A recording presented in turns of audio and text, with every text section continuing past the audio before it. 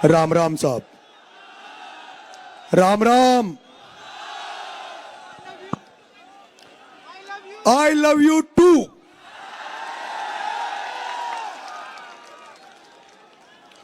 फूल बनकर जो जिया, फूल बनकर जो जिया उसको यहां मसला गया। फूल बनकर जो जिया उसको यहाँ मसला गया।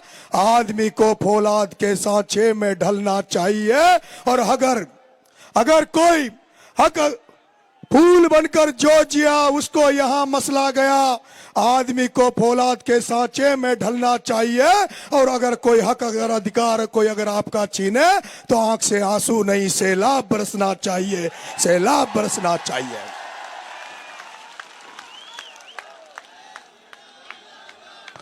मंच पर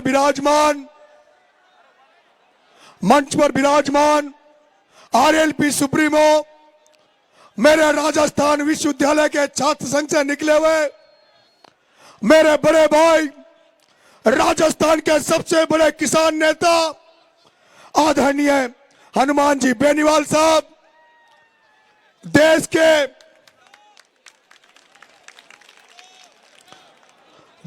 के आम जन की, किसान की, गरीब की, शोषित की सबसे बुलंद आवाज आदरणीय राज्यसभा सांसद, आम आदमी पार्टी के राष्ट्रीय नेता परम आदरणीय संजय सिंह जी,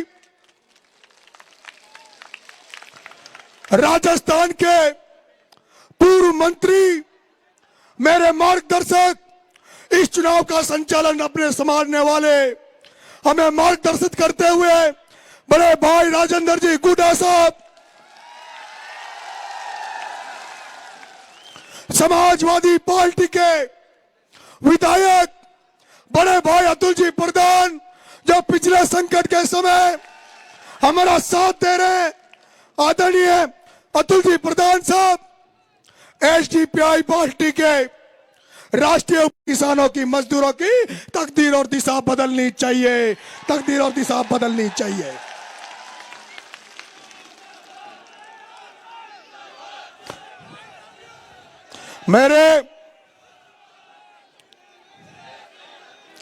अब मेरे को जो चाहते हैं वो बीच में नारा नहीं लगाएगा, जो मुझे चाहते हैं वो बीच में नारा नहीं लगाएगा। अंता मांगरोल की मेरी देवतुल्य जनता, आपका बेटा नरेश मीणा कोई नेता बनकर नहीं, आपका बेटा बनकर आपसे आशीर्वाद मांगने निकला है, आपका समर्थन मांगने निकला है, आपका वोट मांगने निकला है। आप देख रहे होंगे पिछले 2 साल से किस तरह के संघर्ष से हम गुजर रहे हैं, किस तरह की कठिनाइयों से हम गुजर रहे हैं। आपने देखा होगा नरेश मीणा जब देवली उनियारा चुनाव लड़ा, जब एक एसडीएम द्वारा जब गांव के लोगों को जबरदस्ती वोट डलवाए जा रहे थे, और उसके बाद जब वो कांड हुआ, थप्पड़ कांड हुआ, तो नरेश मीणा को जहां 3-4 दिन में जमानत हो जाती, साधारण मुकदमा लगता, लेकिन 8 महीने तक टॉक की जेल में डाला। उस ओम बिरला ने टॉक की जेल में डाला। उसके बाद आपने वो भी देखा होगा जब झालावाड़ में 7 बच्चे उस स्कूल में भ्रष्टाचार की भेंट चढ़ गए थे, जब वो बच्चे मर गए थे, तब आपका ये बेटा नरेश मीणा, जिसने इस राजस्थान को नशा मुक्त बनाने के लिए, इस राजस्थान को भ्रष्टाचार मुक्त करने के लिए, इस राजस्थान के किसानों के हितों के लिए जब जन क्रांति यात्रा ये नरेश मीणा निकाल रहा था, और जब नरेश मीणा की भव्य यात्रा निकल रही थी, लेकिन जब नरेश मीणा को पता लगा कि 7 बच्चे भ्रष्टाचार की भेंट चढ़ गए, उनकी बलि चढ़ गई, तब नरेश मीणा ने यात्रा छोड़ के उन बच्चों को न्याय दिलाने के लिए झालावाड़ चला गया। उस झालावाड़ में चला गया जहां से वसुंधरा राजे 2 बार की मुख्यमंत्री रही और 5 बार सांसद रही, और उसका बेटा दुष्यंत सिंह 5 बार सांसद रहा। वह वसुंधरा राजे जो 1989 में धाकड़ का बेटा चतुर्भुज नागर का टिकट काटकर कुंडली बनाकर झालावाड़ में बैठ गई। अरे नरेश मीणा तो यात्रा छोड़ के उन बच्चों को न्याय दिलाने गया, लेकिन वो वसुंधरा राजे जिसके घर में वो घटना घटी, 7 बच्चे मर गए, उस वसुंधरा राजे ने उन बच्चों को न्याय नहीं दिया। उस वसुंधरा राजे ने नरेश मीणा को 40 दिन की जेल यात्रा करवा दी, 40 दिन की जेल यात्रा करवा दी। आपने वो भी देखा होगा जब ये नरेश मीणा 40 दिन की जेल यात्रा से निकला, और जब मैंने बाहर आके पूछा कि उन बच्चों को कुछ मिला कि नहीं मिला, उनके परिवार वालों को कुछ मिला कि नहीं मिला, तो मुझे बताया गया कि जहां हनुमान बेनीवाल आंदोलन करते हैं, हनुमान बेनीवाल जहां लोगों को 50-50 लाख का मुआवजा दिलाते हैं, जहां एक कुमार का गधा मर जाता है उस गधे को 60,000 का मुआवजा दिला देते हैं,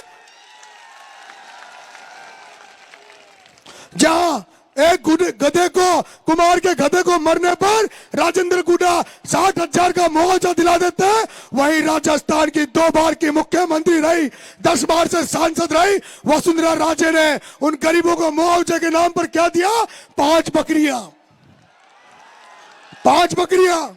अरे वसुंधरा, तेरी तरह अगर हनुमान बेनीवाल 2 बार मुख्यमंत्री बन जाता, राजेंद्र गुडा मुख्यमंत्री बन जाता, तो जैसे चील गाड़ी में लोग मरे थे उनको 1-1 करोड़ रुपए मिले थे, तो उन गरीब बच्चों को तो ये 5-5 करोड़ रुपए दिला देते। लेकिन ये दुर्भाग्य है, यह दुर्भाग्य है कि हम लोग ऐसे लोगों को चुनते हैं जिनको हमसे कोई लेना देना नहीं है। और झांसी की रानी को मरवाने वाला परिवार, और झांसी की रानी को मरवाने वाला परिवार, हाड़ौती के लोगों जिसका वसुंधरा का 1 वोट, उसके बेटे का 1 वोट, 2 वोट वाली लाखों की संख्या में धाकड़, लाखों की संख्या में गुर्जर, लाखों की संख्या में मीणा, लाखों की संख्या में माली, लाखों की संख्या में ब्राह्मण, लाखों की संख्या में यहाँ का राजपूत, और वो 2 वोट वाली राज कर रही है। और मादरी बेचारे जमाओं का झंडा उठा रहे, जाओ की गुलामी कर रहे हैं। और वो प्रमोद भाया,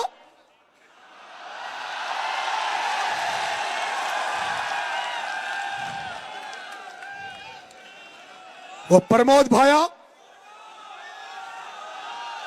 कौन है? आवाज नहीं आई। कौन? चोर। चोर है। हाथ खड़े करो, कौन कौन मानते हैं चोर है?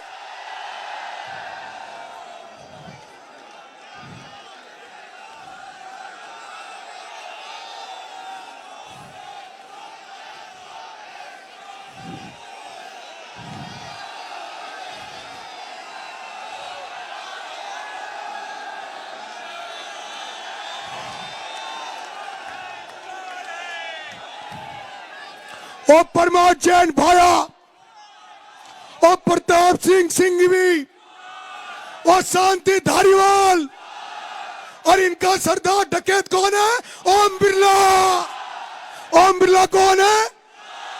ओम बिरला कौन है? नहीं, चोर नहीं है। नहीं, गलत। चोरों का सरदार कौन है? चोरों का सरदार कौन है? किसानों का हत्यारा कौन है? किसानों का हत्यारा कौन है? अब हमारी बात भी सुनो, पर ताई ता बोलेगा तो फिलहाल तो घना सारा नेता भी है। मेरे भाइयों, वो ओम बिरला, प्रताप सिंह सिंघवी, प्रमोद जैन भाया, शांति धारीवाल, वो चार व्यक्ति जो 2 बीजेपी में, 2 कांग्रेस में, राजनीति में उन्होंने कब्जा, धंधा पानी पर उनका कब्जा, प्रॉपर्टी का काम करे तो उन चारों के काम करे, जमीनों पे कब्जा करे तो इन 4 आदमियों को जमीनों में कब्जा करे, अगर कोई फैक्ट्री है तो उन चारों की, थर्मल में कोई काम करे तो उन चारों का। और मां किसान का है करा?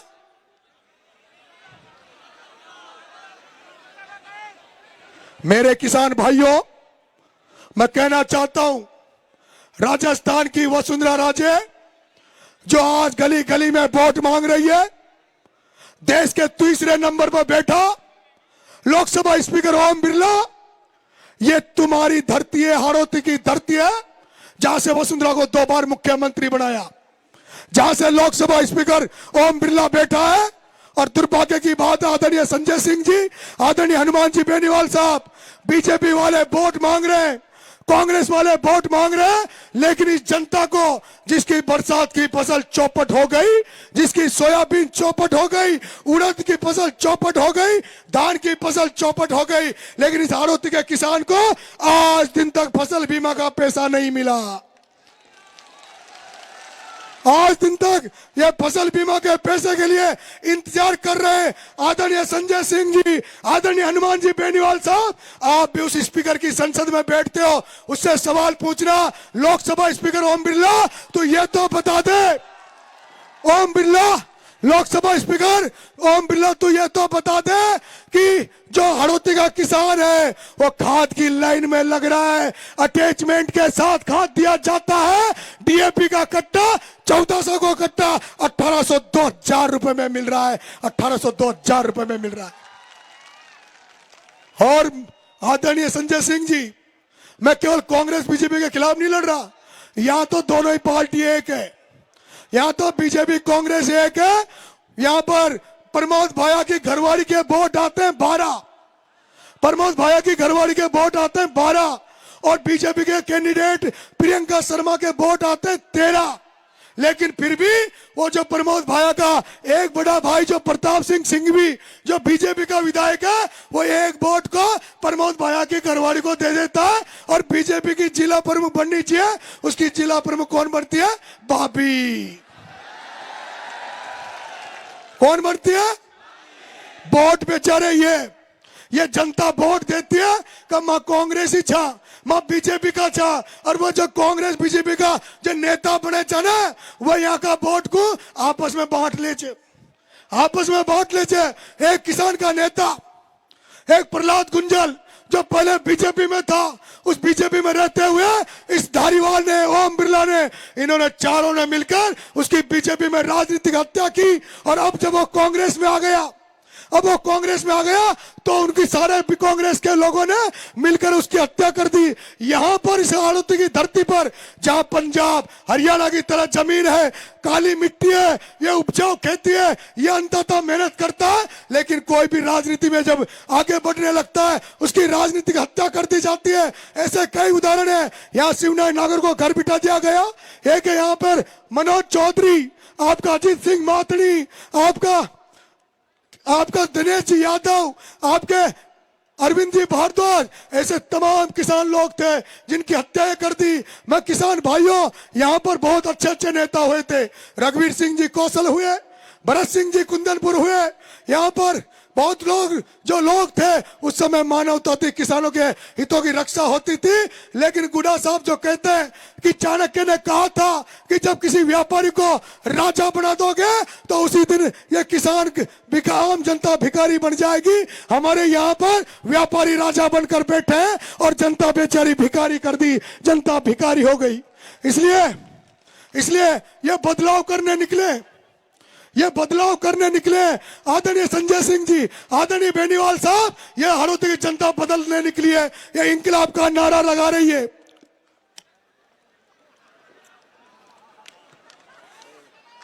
ये इंकलाब का नारा लगा रही है, उस इंकलाब का नारा जो भगत सिंह ने इस देश को आजाद कराने के लिए, उस 23 साल के बेटे भगत सिंह ने इस देश को आजाद कराने के लिए जैसे हंसते हंसते फांसी का फंदा अपने गले में चूम लिया था, इस तरह ये हाड़ौती के लोग अब इस हाड़ौती को आजाद कराने निकले हैं। हाड़ौती को आजाद कराकर छोड़ेंगे।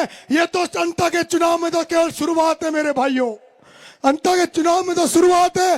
जो बेनीवाल जी प्रयास कर रहे थे, गुड्डा साहब प्रयास कर रहे थे, आम आदमी पार्टी, आज देख लो, आपको देख लो इस मंच की सजा। ये बाबा खाटू श्याम की तो कृपा हो रही है, जो संत महात्मा बैठे, मुस्लिम समाज के लोग बैठे, सरदार पंजाबी लोग बैठे। और ये भी देखो मैं 25 साल से गुजर मीणा को तो मैंने एक कर ही दिया, लेकिन ये पहला मंच है जिसमें राजपूत और जाट एक साथ बैठे। ये राजस्थान का पहला मंच है जिसमें जाट और राजपूत एक बार बैठे हैं। मैं एक दिन गुड्डा साहब से कह रहा था, साहब इस कांग्रेस बीजेपी की दुकान बंद कर देंगे लेकिन राजपूत और जाटों को एक होना पड़ेगा। तो गुड्डा साहब कह रहे थे कि ऐसा नहीं है, हम लोग कई बार एक हुए और जब जब एक हुए तभी हमने सत्ताएं बनाई है राजस्थान में। ऐसा नहीं है कि हम एक नहीं हो सकते। और आज भगवान ने सुनी, बाबा खाटू श्याम ने मेरी सुन ली कि सारे लोग इस मंच पर एक साथ बैठे हैं। मेरे भाइयों, मैं ज्यादा भाषण अब नहीं दूंगा, बहुत लोग अभी हमारे वक्ता बोलेंगे, लेकिन मेरी अंता की माता पिता तुल्य जनता, मैं आपसे एक निवेदन कर रहा हूं कि अगर आपका बेटा विधायक बन गया, तो आपको कहना चाहता है जिस दिन आचार संहिता खत्म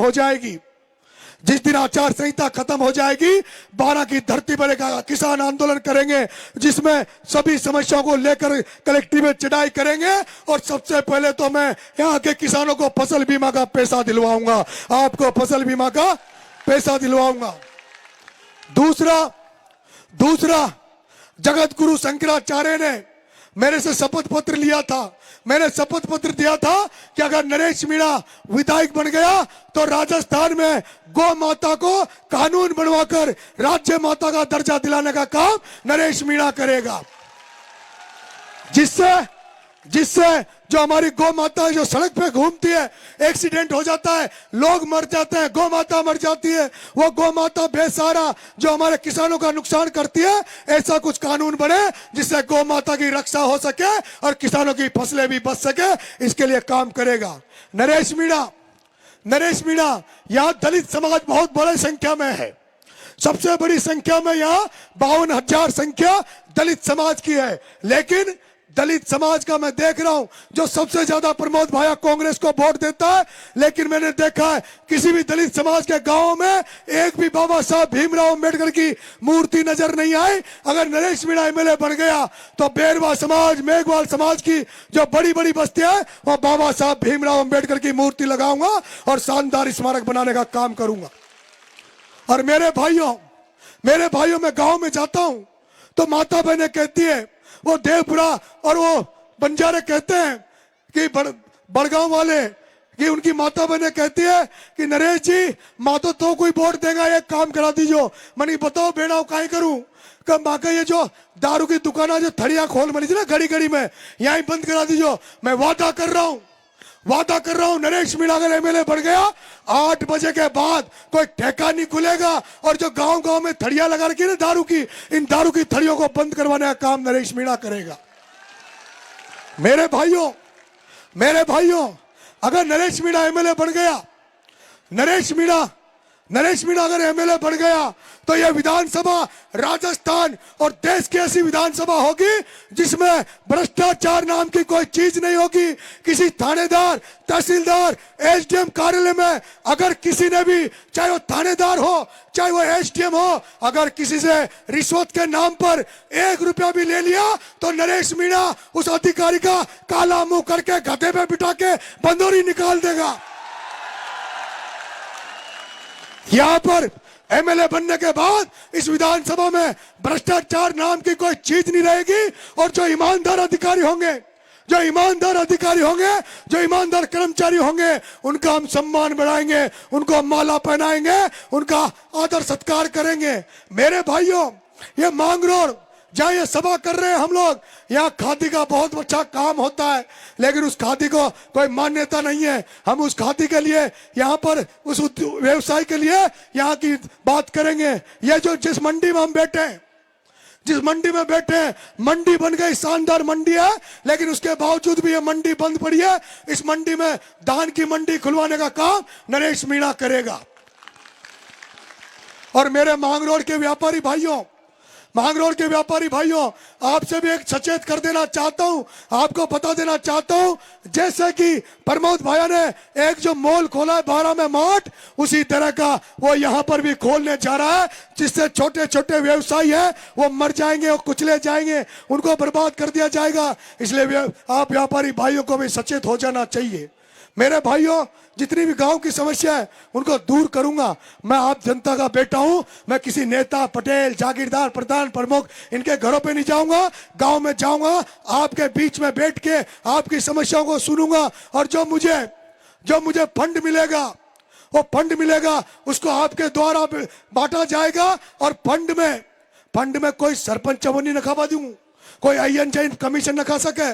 पूरा फंड लागेगा, और मुझे जो तनख्वाह मिलेगी, अगर MLA बना और मुझे जो तनख्वाह मिलती है, उस तनख्वाह को भी मैं यहाँ की जो बच्चियां हैं उनकी शिक्षा पर लगाऊंगा, छोटे छोटे बच्चों की शिक्षा पर लगाऊंगा। अगर नरेश मीणा MLA बन गया तो नरेश मीणा प्रयास करेगा, आदरणीय हनुमान जी भाई साहब, संजय जी भाई साहब, इन सबका सहयोग लूंगा। क्योंकि भाई साहब, हमारा एरिया बहुत पिछड़ा हुआ है, हम निःशुल्क कोचिंगें खोलेंगे ताकि बच्चे कोचिंगों में पढ़ सके। इसलिए आप सब लोग अब भाई साहब को सुनेंगे। एक बार वो लोग हाथ खड़ा कर दो जो ईमान